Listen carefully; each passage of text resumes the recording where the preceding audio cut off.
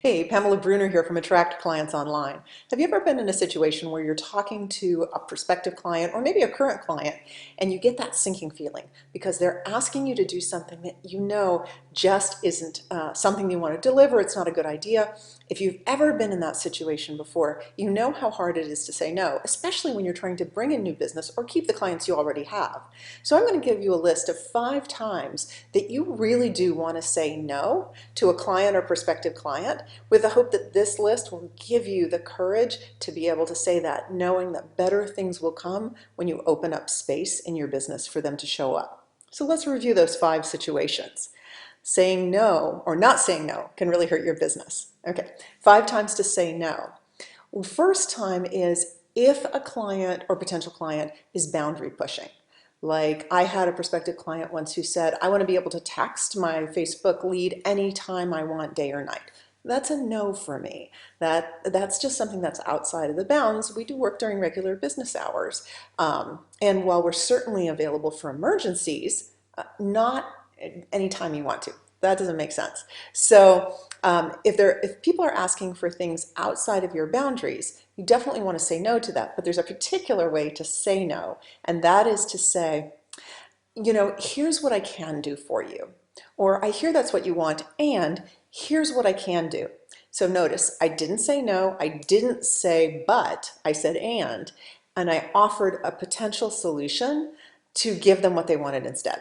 So if you've got a boundary pushing client, tell them what you can do. Second time to say no to a client is when you don't have the bandwidth. Say you've just taken on a bunch of new clients and you get somebody else coming in who wants to become a client. Great problem to have, right? Unless you say yes and then end up under delivering because you don't actually have the bandwidth to serve.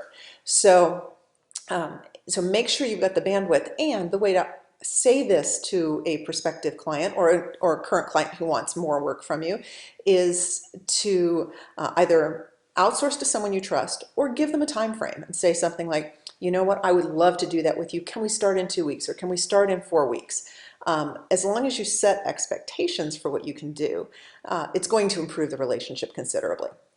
The third situation in which you want to say no is when it's outside the scope. This usually happens with a current client who says, well, you're doing this for me. Can't you just do this also?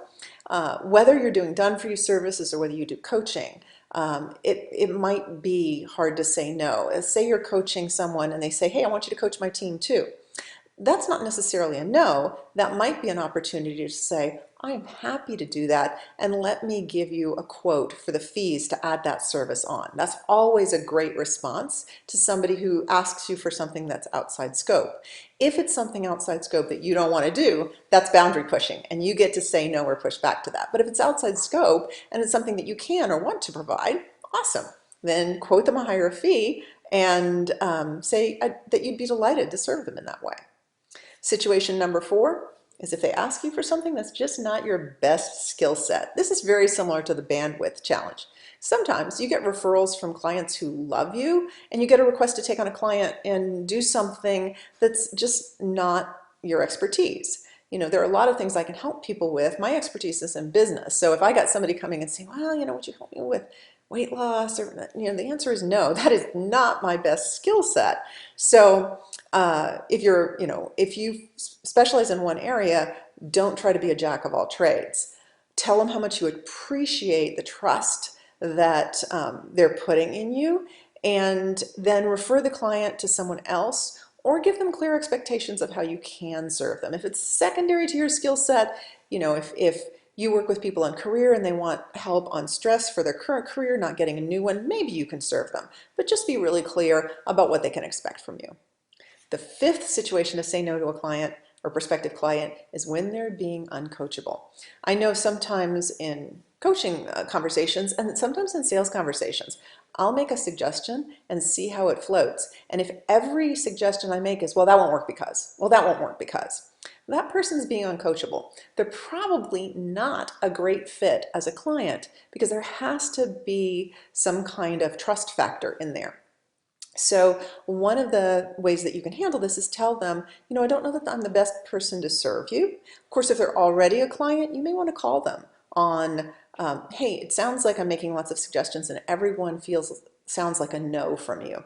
Can we take a look at that and see if there's anything underneath there that's causing the situation? Because I feel like we're not moving forward. There you have it. 5 situations in which you need to push back or say no to a client or prospective client. And I acknowledge doing these things is tough. It took me years in my business to figure out what I could say no to, what I should say no to, and what I could say yes to, and still run my business and be effective.